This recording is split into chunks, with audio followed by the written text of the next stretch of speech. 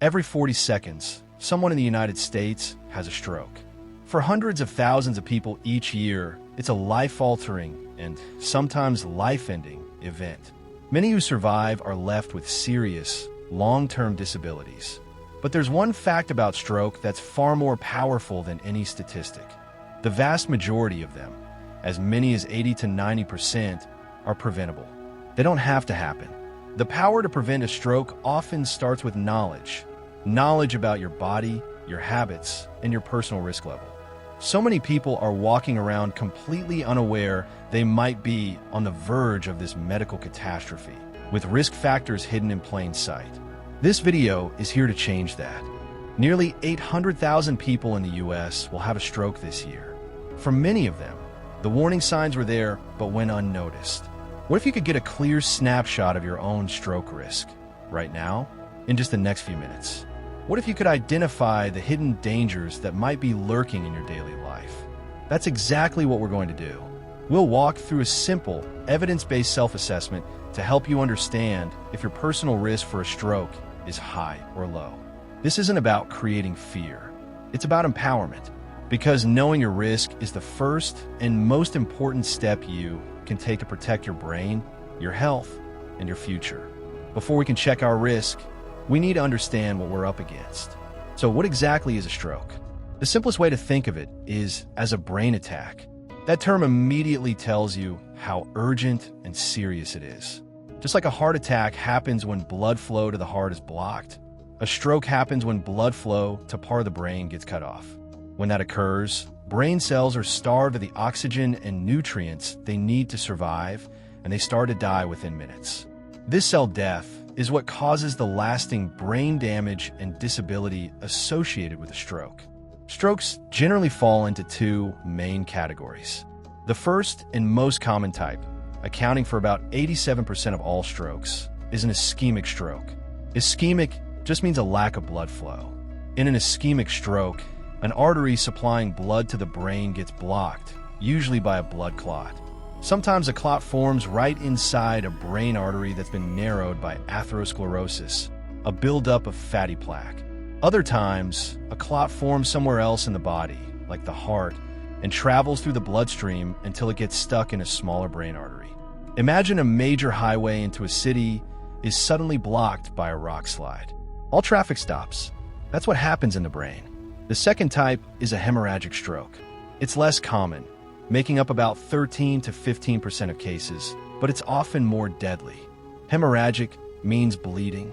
This type of stroke happens when a weakened blood vessel in the brain bursts and bleeds into the surrounding tissue.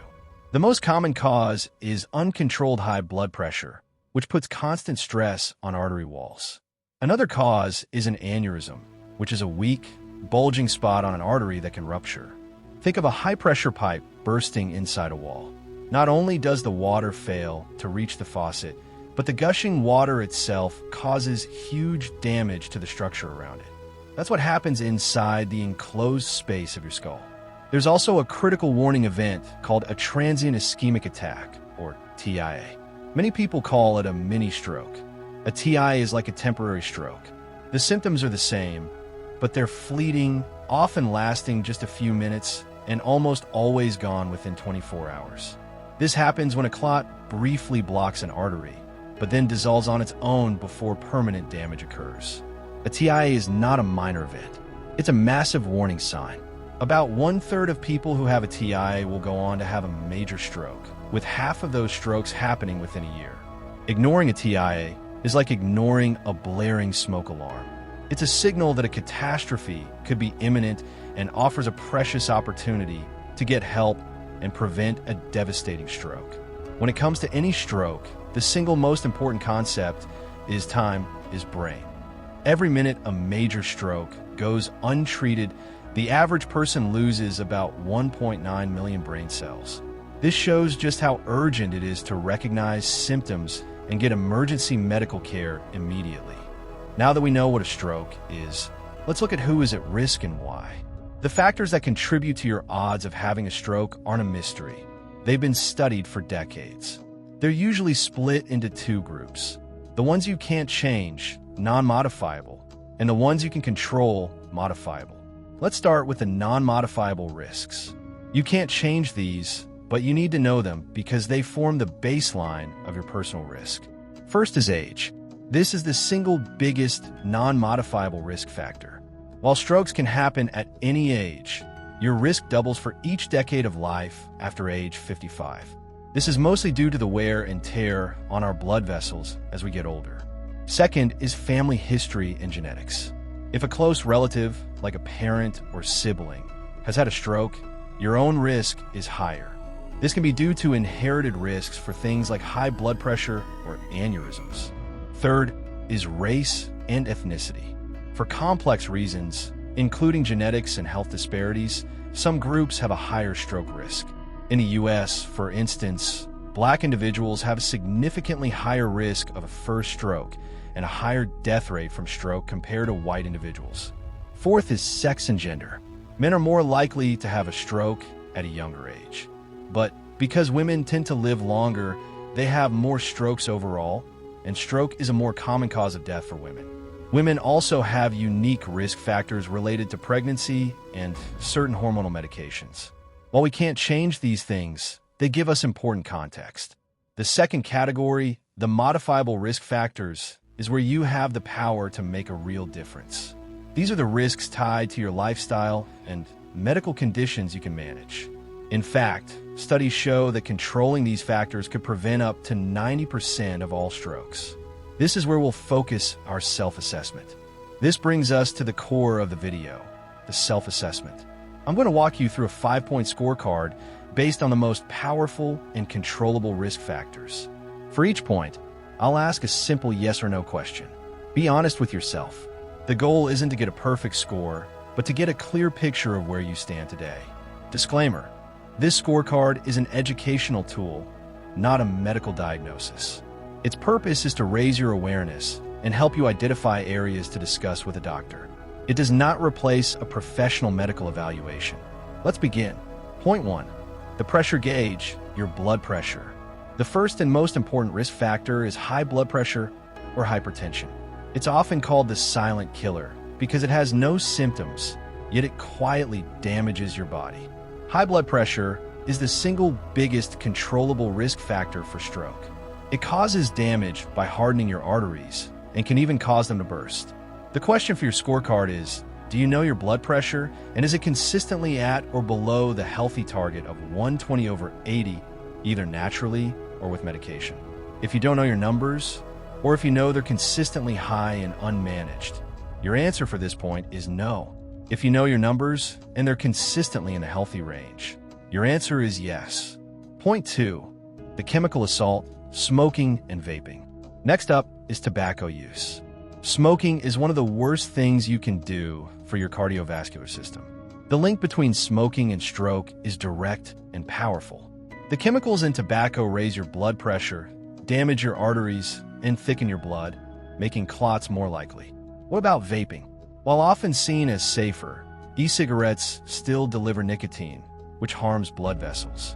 The question for your scorecard is, have you used any tobacco or nicotine products, including cigarettes, cigars, chewing tobacco, or vaping devices in the last year?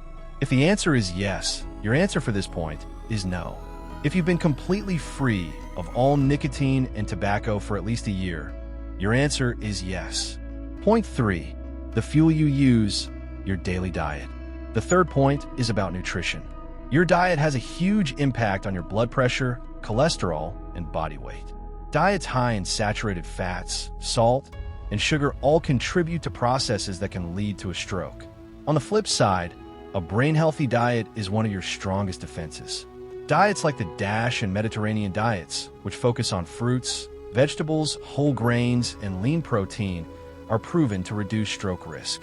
So, reflecting on your typical eating habits, the question is, does your weekly diet consist more of whole foods like fruits, vegetables, and whole grains, rather than processed foods, fast food, and sugary drinks? If your diet is mostly processed and convenience foods, your answer is no. If you consistently prioritize whole, unprocessed foods, your answer is yes. Point 4. The engine's upkeep, your physical activity.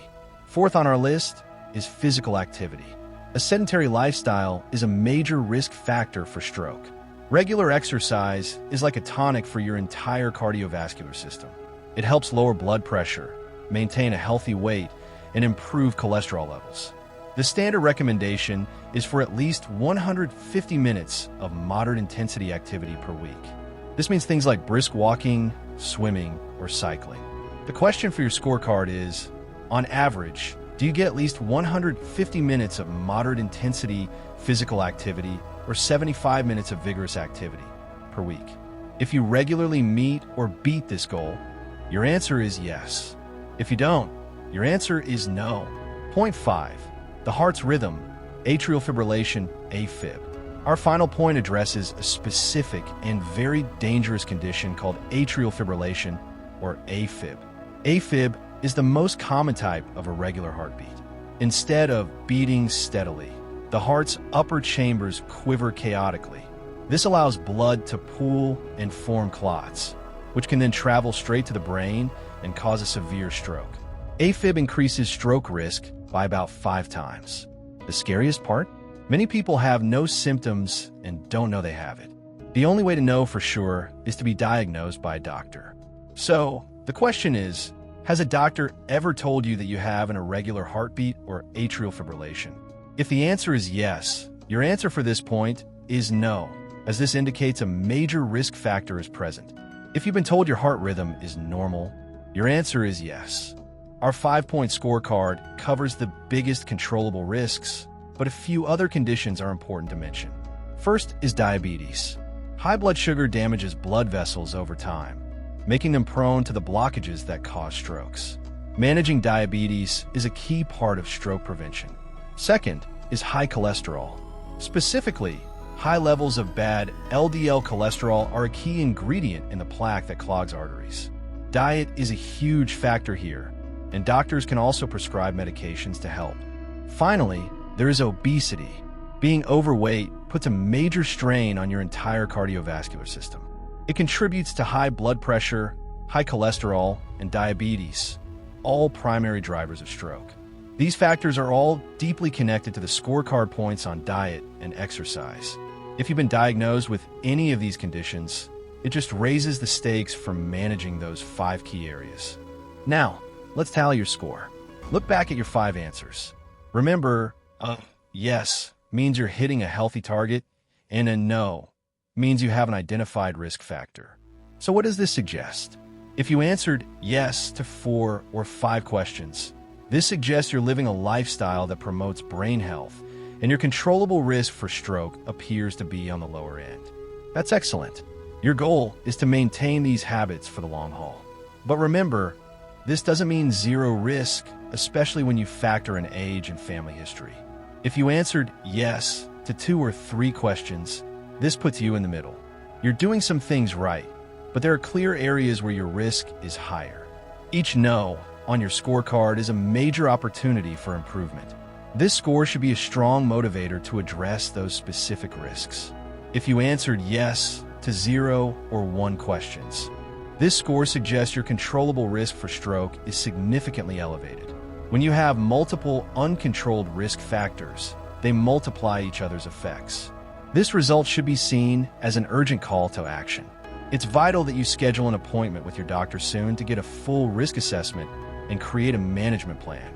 And here's the most important takeaway. This scorecard is a mirror, not a crystal ball. It reflects your current habits. It is not a diagnosis or a prediction. Its only purpose is to start a conversation, first with yourself, and then, most importantly, with a healthcare professional. No matter your score, the next step is the same for everyone. Talk to your doctor. Working to prevent a stroke is half the battle. The other half is knowing how to recognize one if it happens. Remember, time is brain. Fast action can be the difference between a full recovery and a lifelong disability. The best way to remember the signs of a stroke is the acronym BFAST. B is for balance. Has the person suddenly lost their balance or coordination? Are they stumbling or intensely dizzy? E is for eyes. Is there sudden trouble with vision in one or both eyes? This could be blurry vision, double vision, or a total loss of sight. F is for face. Ask the person to smile. Does one side of their face droop? An uneven smile is a classic sign. A is for ARMS. Ask the person to raise both arms. Does one arm drift downward? Weakness on one side of the body is a hallmark symptom. S is for speech. Is their speech slurred? Are they hard to understand? Ask them to repeat a simple sentence like the sky is blue. T is for time to call 911. If you see any of these signs, call 911 or your local emergency number immediately. Don't wait to see if the symptoms pass. Even if they seem to go away, it's still a medical emergency. Note the time the first symptom appeared. This is critical information for the medical team. A person having a stroke might be confused or unaware of what's happening. It's up to bystanders to recognize the signs and act fast. Section 7. The Blueprint for Prevention. Taking control of your future. We've assessed the risk and we know the warning signs. Now for the most empowering part, prevention. Stroke is largely a preventable disease. Every no on your scorecard is an opportunity to build a healthier future. Let's turn our 5 key areas into an action plan. Manage your blood pressure. If it's high, work with your doctor to get it under control. This is non-negotiable. This plan will likely involve reducing salt, getting more active, and for many, taking medication exactly as prescribed. Quit smoking and nicotine. If you use tobacco, quitting is the single best thing you can do for your health. The benefits start almost immediately. It's tough, but there are resources to help. Talk to your doctor about support groups and medications that can double your chances of success. Adopt a brain-healthy diet. You don't have to be perfect, just intentional. Make small, sustainable swaps. White bread for whole grain. Soda for water. A bag of chips for a handful of nuts. Think about filling half your plate with vegetables at every meal. It's about adding more of the good stuff. Integrate physical activity. 150 minutes a week might sound like a lot, but that's just over 20 minutes a day. Break it down. Find something you actually enjoy. A walk, a dance class, gardening. A 10-minute walk is infinitely better than no walk at all. Make movement a regular part of your routine. Work with your doctor. Your doctor is your most important partner. Be proactive. Schedule a yearly checkup. Go to that appointment with your scorecard and talk openly about your lifestyle. Ask for the screenings you need for blood pressure, cholesterol, diabetes, and AFib. You just spent this time learning about your stroke risk. Knowledge is a great start, but it's powerless without action. So what's the most important thing you can do right now? First, schedule an appointment with your doctor. Take your self-assessment results with you and use them to start a conversation. This one action is the bridge between awareness and prevention. Second, think of one person you care about and share this video with them. So many people are unaware of these risks. By sharing this, you're spreading empowerment, and you might just give someone the knowledge that saves a life. Finally, if you found this information helpful and want to keep learning about evidence-based ways to improve your health, please consider subscribing to this channel. We started with a sobering statistic. A stroke happens every 40 seconds. But the story of stroke isn't just about tragedy. It's also a story of hope and empowerment. The fact that up to 90% of strokes are preventable shifts the focus from fear to action. You have the power to change your story. You can take control over the vast majority of factors that lead to this condition. Your health is your greatest asset. Protecting your brain isn't something to put off.